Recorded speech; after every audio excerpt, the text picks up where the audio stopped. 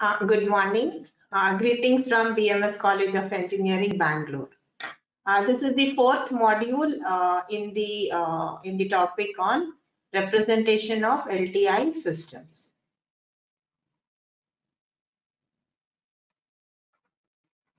Representation of LTI systems. We are dealing with the discrete time LTI system. In the first module, we had seen different methods of representing the LTI system.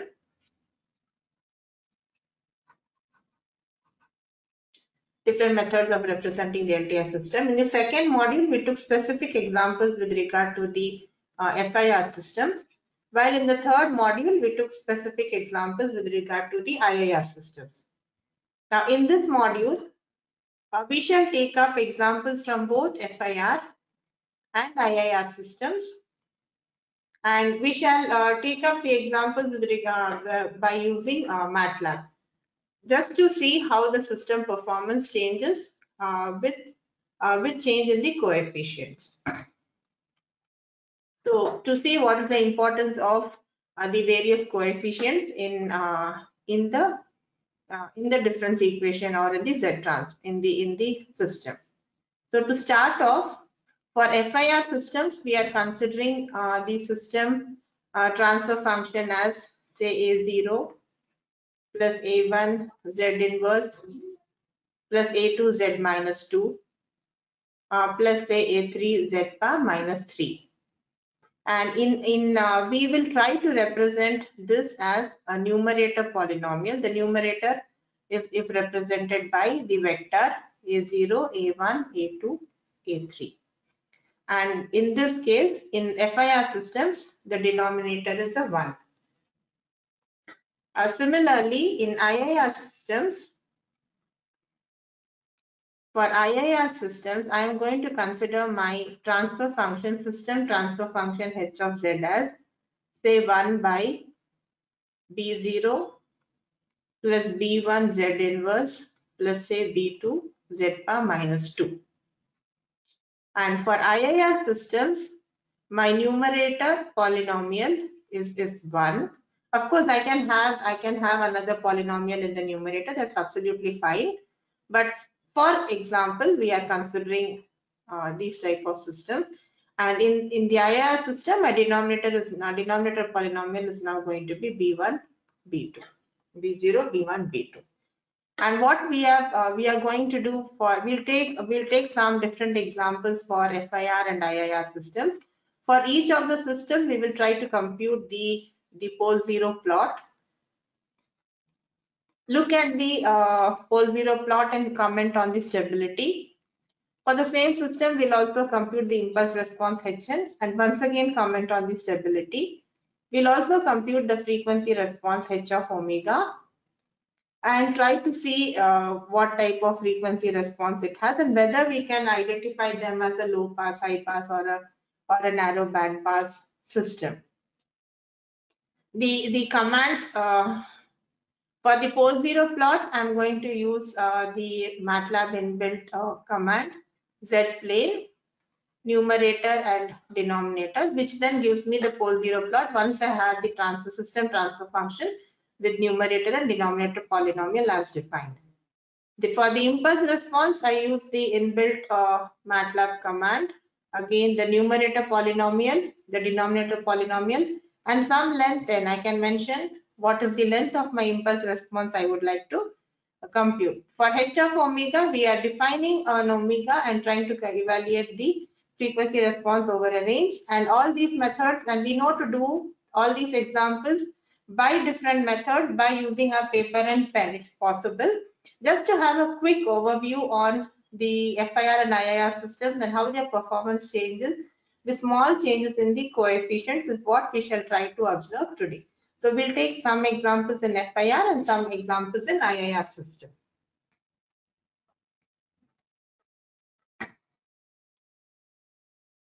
So let's start off by taking the examples from the FIR system. So this is the code. So let me say I take my numerator as mentioned for FIR system. I'm taking my denominator polynomial as 1.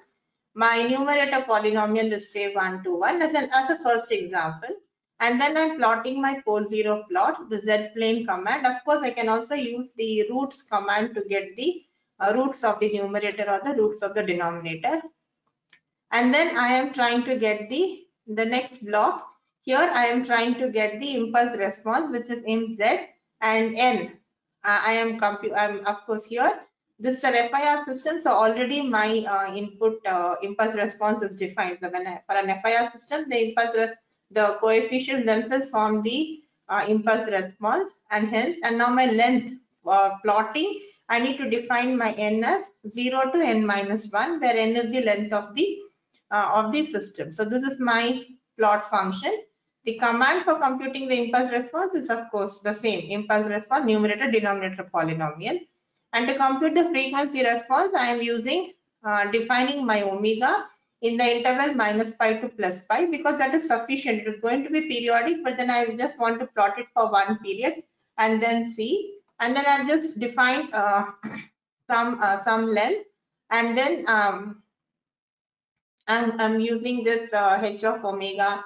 My frequency response is e to the power of minus j omega m. So using that, I get the response, and then I plot the magnitude response and the phase response. It's a very simple, just a 3-line code, but then the plot functions, and when I try to label my axis, the code looks lengthy, but actual program is only about computation is happening only in some 3-4 lines. So let's take as an example, say 1 to 1. Let's run this FIR system and see how is the system performance. So if I were to tell what is the system I'm taking here, and the first example,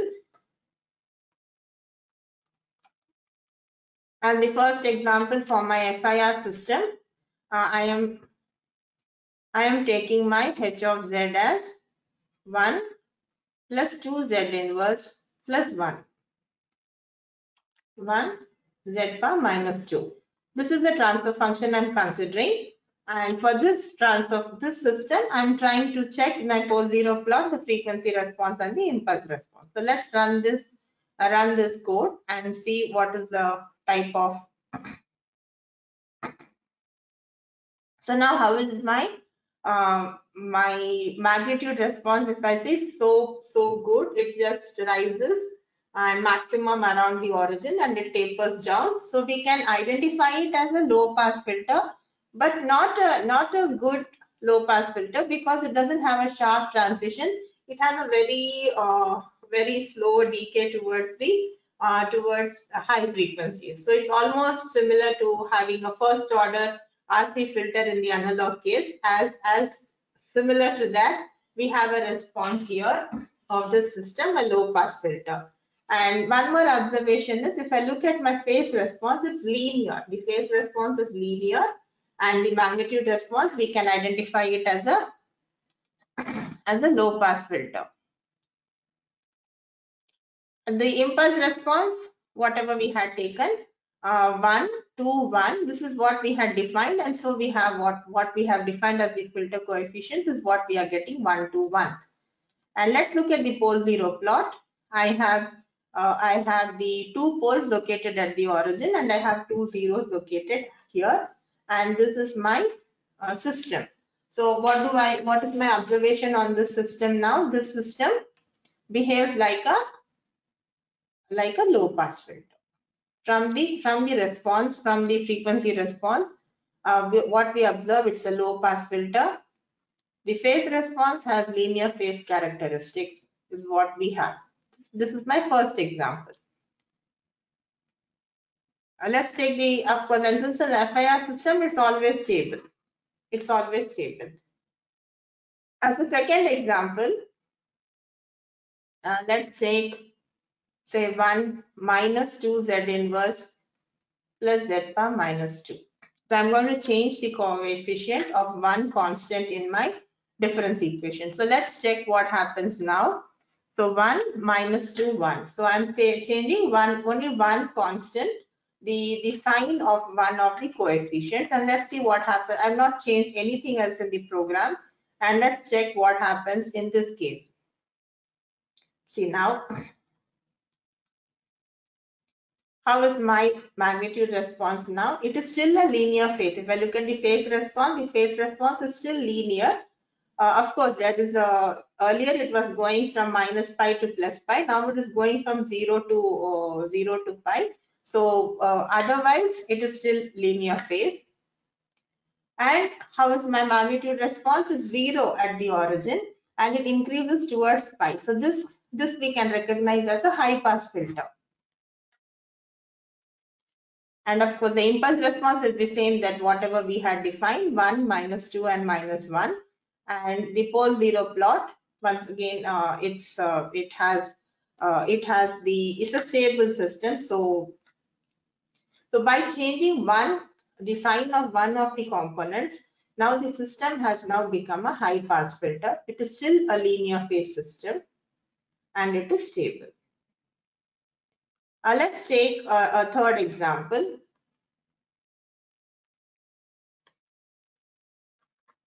Let me take a slightly larger system, say 1 plus 2 z inverse plus 3 z bar minus 2 plus 4 z bar minus 3, say plus 3 z bar minus 4 plus 2 z bar minus 5 plus z bar minus 6. So 1, 2, 3, 4, 3, 2, 1 is my coefficient. This is my h of z. For this system, let us see how is the system behavior. So my constant, my numerator polynomial is now 1, 2, 3, 4, 3, 2, 1. So it's a low pass filter. Now you see we have just increased the order of the system. Earlier we had only 3 terms. Now the order of my system has increased, and now it's a low pass filter, but it has a slightly better transition. When it dies down to 0 faster. If I'm looking for a low pass filter, I can probably consider this as an example. Of course, later on in we will see how to design systems to meet given specifications. So this is also a low pass filter, but definitely it has much better frequency response. It has a smaller transition band, and it has an improved performance. Now also the system is linear phase. The phase response is still linear, but of course instead of changing from minus, earlier it was going, the slope has increased. The slope has increased. It is still a linear phase system. And of course, the impulse response, what we plot is whatever we had taken, 1, 2, 3, 4, 3, 2, 1. So this is what we have defined. So actually for this case, there is no need to define have the plot, but for completeness, we have the plot. And we have this is my location of these zeros. We have two zeros located at these 3 locations, and we have all the poles located at the origin. So this became an example of a low pass filter. This is a low pass filter. Once again, it's stable, and the phase response is linear phase. Now, let's take one more example. Say if I take the same, but suppose I change, say 1, say minus 2 z inverse plus 3 z bar minus 2 minus 4 z bar minus 3 plus 3 z bar minus 4 minus 2 z bar minus 5 plus z bar minus 6. So 6th order system. Now once again, I'm going to change the sign of few terms, and let us see what happens. So now I'm retaining the same coefficient, but there is a change in sign of few terms, 1, minus 2, minus 4, minus 2. And let's run this system and see what happens. See, now it has become a high pass filter. So I have it's higher towards pi, and it is reduced magnitude near the origin. The phase response is still linear, but the system is now a high pass filter. This is what we have the frequency response of the system as. And of course, the impulse response, if I look at my impulse response, it has few positive and few negative signs. But this is by definition. We have defined the system in this manner, and this is a pole 0 plot. once again the system is stable. So FIR systems are always stable. So now with this change in sign of few terms, now what has happened to our system is it became, now the low pass filter now became a high pass filter. It is still stable and it is a linear phase system. Let's take another example. Say h of z as say 1 plus 2 z inverse plus 3 z power minus 2, say plus 10 z power minus 3. I'm just taking some values. So 1, 2, 3, 10.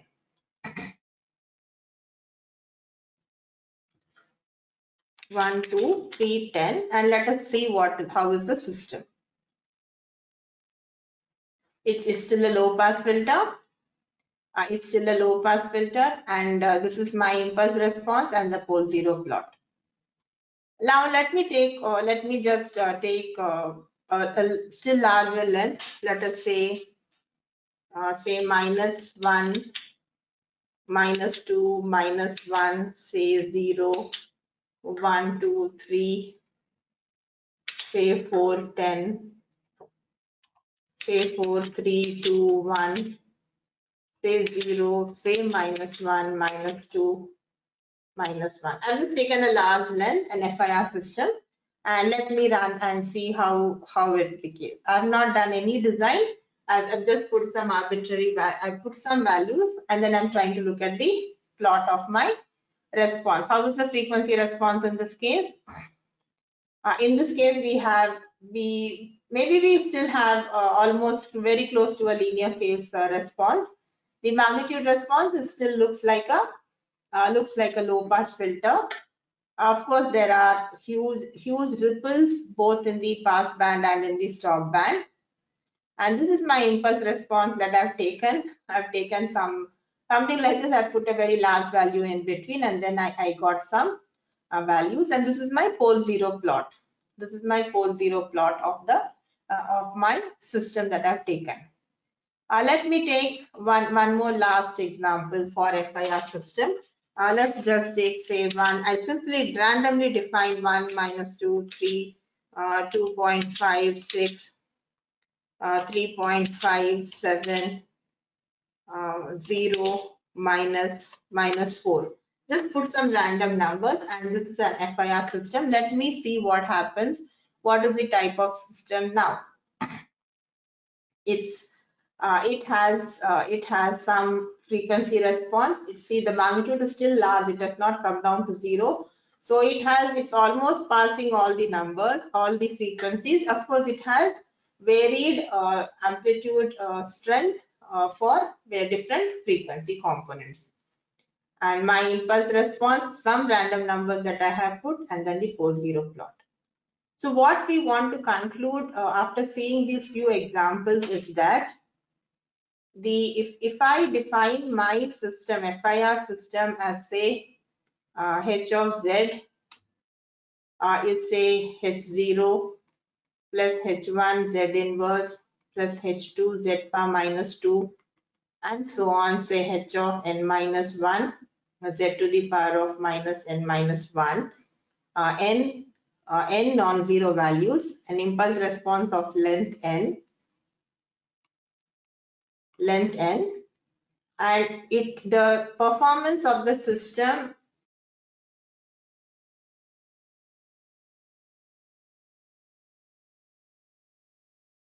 may be a low pass filter, may be a high pass filter, or may not be anything. It depends purely 0, h1, h2. Simply by playing around with these constants, I can move, I can have a system what I desire, or I can change the performance of the system. This is the observation that we get by looking at the few examples that we have seen with regard to the FIR systems. So we will now take up some examples in the IIR system. Similarly, we'll repeat for some examples for the IIR system. So let us take as the first example, say h of z is 1 by 1 minus z inverse plus 0.5. This is an example we take first because it's an example which we have seen in the previous module. So let's take this example, and then we'll take some other examples of the IIR system.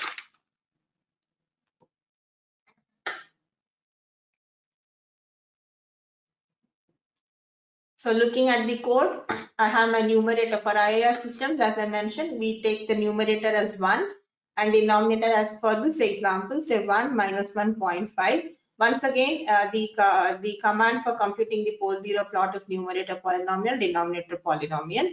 And then now I am defining the length of the impulse response is going to be of infinite duration. So I'm just trying to take the length of my denominator, and I can set it to any fixed value, but I choose to take, say, 4 times the length of the denominator. But we know that these are systems with infinite impulse response of infinite duration. And these are just the plot command. And then once again, I compute the frequency response using the same method. After computing the denominator component, numerator component is 1. I divide the denominator by the numerator and I get the frequency response h of omega. And then this is the plot command. Plot, and since I write the title and the label, etc., the program looks lengthy, but actual computation is only happening in some 3-4 lines. So let's run this IIR system and see what is the system performance. So this is what we had got in the previous module by writing the same command. And this is my magnitude response. The phase response is an odd function, and my magnitude response is even symmetric. And we can recognize this as a low pass filter because it is passing the low frequencies, and its the magnitude tends not to 0 but reduces as I increase in frequency. And one significant important observation that we have by looking at the phase responses, it's not linear now. The phase response is having the odd symmetry, but it is not linear. And this is my impulse response. In this case, it is by looking at the impulse response, I can conclude that it is going to be a stable system because the values are decreasing in strength as I increase n. And how is my pole zero plot? I have 2 poles located within the unit circle and the 2 zeros at the origin. The location of the poles is what's going to affect my stability, and hence by looking at the pole zero plot, I conclude that the system is stable. So when I take this system, by observing what we find is it's a low pass system. It's the phase response does not have, it's a non-linear, the phase response, and it's a stable system is what we have seen.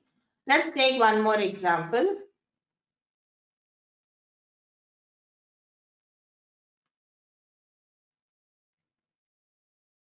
Let's take, say, h of z is 1 minus,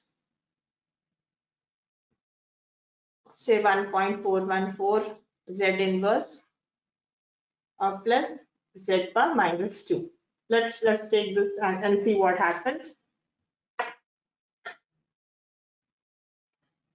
So 1 minus 1.414 and 1.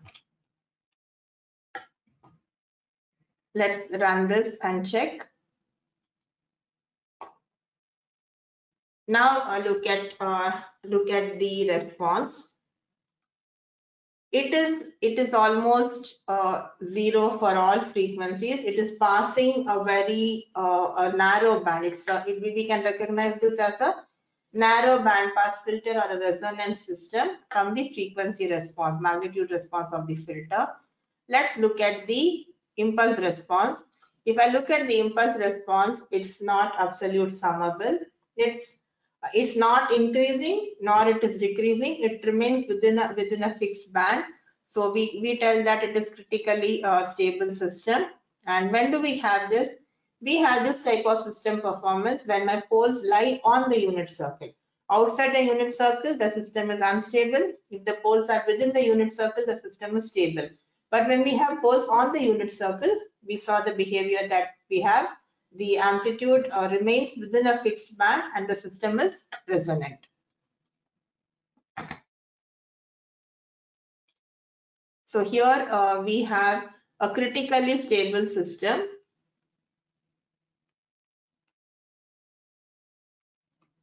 This is what we get by observing either the pole zero plot or the impulse response Hn. And coming to the frequency response, it's a narrow bandpass system.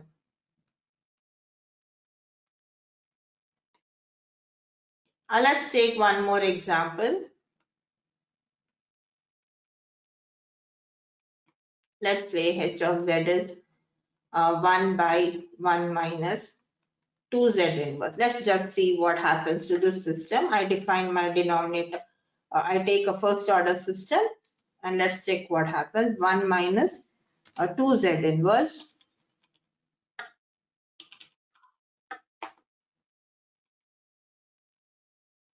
See, by looking at the frequency response, we conclude that the system is a low pass system.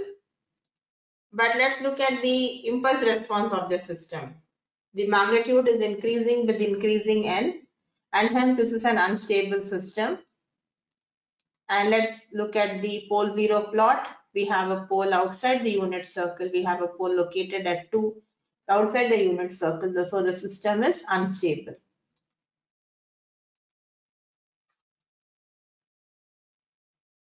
So in this case, it's an unstable system. And hence, even though the frequency response resembles that of a low pass filter, this has no physical significance. I will not be able to implement and actually have my real signals filtered through this type of filter. Stability becomes an extremely important component in the design of filters. Let's take one more example. Let's take an example, say h of z equal to 1 by 2 minus z inverse. So let's see what happens now. 2 minus z inverse. So my denominator polynomial is now 2 minus 1. So let's check what happens in this case. In this case, I have a low pass filter. See, the phase response has an is odd. It maintains an odd symmetry always. The phase response is having an odd symmetry, but my magnitude response is having an even symmetry. This remains always as long as my coefficients are real. Coefficients of the filter are real. And this is a beautiful low pass filter. Let us check if the system is stable. And the system is stable because my strength of my impulse response is decreasing as n increases. So this is a stable system. And the pole. My pole is now located within the unit circle. So we have a beautiful low pass stable IIR system.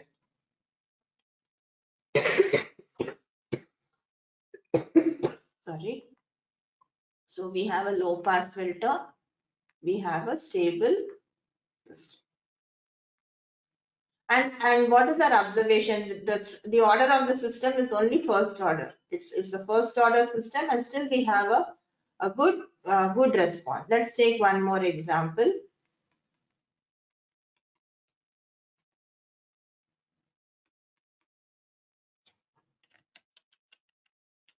Sorry, 1 by say 3 plus z inverse plus say 0.25 z bar minus 2. Let us consider this system where my transfer function is 1 by 3 plus z inverse plus 0.25 z bar minus 2. Let's check how is this system going to perform. 3, 1, 0.25. All my coefficients are positive. So now in this case, by looking at the frequency response, we recognize this as a high pass system.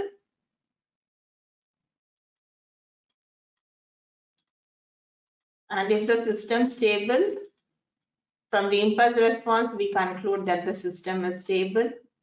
Let's look at the pole zero plot. From the pole zero plot also, we conclude the system is stable.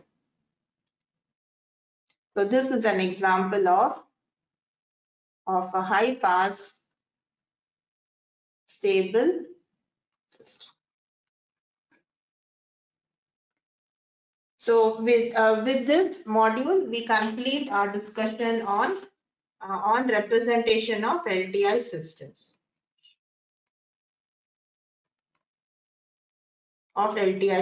So we have seen what are the different methods of representing an LTI system, how to move from one method to the other, and we also, in the process of representation, we also learned to analyze the given system.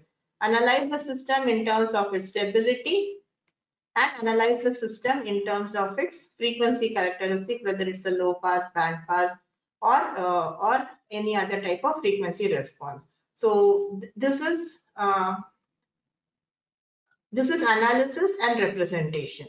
Later on, we shall see how to design systems. That is, we are given certain specifications. Maybe we are given the frequency response, and we need to design the system that is going to have the desired properties. So we will take that in later modules. So this was analysis, representation, and analysis of discrete time LTI systems. In modules later, we shall see how to design systems that result in desired performance. And as we have seen, the complete design of digital systems just reduces to computing either the numerator polynomial for an FIR system, or computing both the numerator and the denominator polynomial for an IIR system. It is just a sequence of numbers that we need to design, and once we design these numbers, we are done with the design of a required discrete time LTI system. So digital signal processing finally reduces to finding the constants of my difference equation, or the numerator polynomial, or the numerator and denominator polynomial, to meet given specifications that constitute designing a system. Whereas if we are given these constants, then it means it results in engaging in analyzing the given system. Thank you.